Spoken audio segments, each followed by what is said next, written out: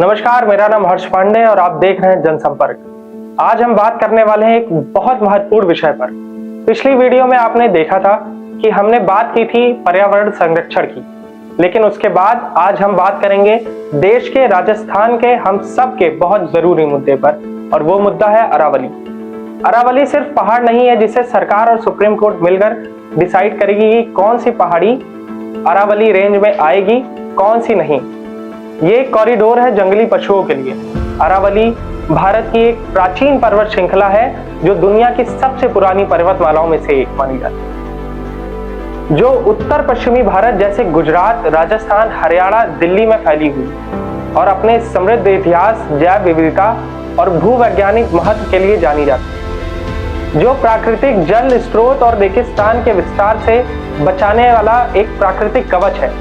लेकिन आजकल यह खनन और शहरीकरण के कारण खतरे में है। यह दिल्ली के पास से शुरू होकर दक्षिण पश्चिम दिशा में गुजरात के पालनपुर तक लगभग 690 किलोमीटर तक फैली है, जो राजस्थान से होकर गुजरती है। यह एक महत्वपूर्ण पारिस्थितिक हॉटस्पॉट है और सिस्का टाइगर रिजर्व जैसे वन्य जीव का घर है।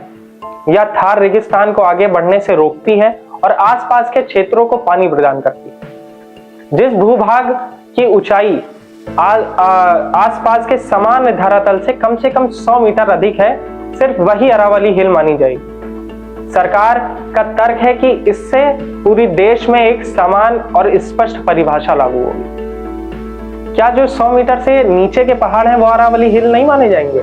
ये अरबों साल से चला आ रहा कवच आज हम तय करेंगे कि कौन सी पहाड़ी अरावली है, कौन सी नहीं। उपलब्ध सरकारी और तकनीकी अध्ययनों के अनुसार राजस्थान में मौजूद अरावली पहाड़ियां लगभग 90% पहाड़ियां 100 मीटर की ऊंचाई की शर्त पूरी नहीं करती। इसका सीधा अर्थ यह है कि राजस्थान की केवल 8 से 10% पहाड़ियां ही अरावली की कानूनी परिभाषा में आई। करीब 90% पहाड़ियां संरक्षण कानूनों से बाहर हो सकती हैं। यह तथ्य इसलिए बेहद गंभीर है क्योंकि अरावली का सबसे बड़ा हिस्सा राजस्थान में स्थित है। ये छोटी और मध्यम ऊंचाई वाली पहाड़ियां ही वर्षा जल को रोकती हैं, धूल भरी आंधियों को रोकती हैं और रेगिस्तान के फैलाव में बाधा बनती हैं।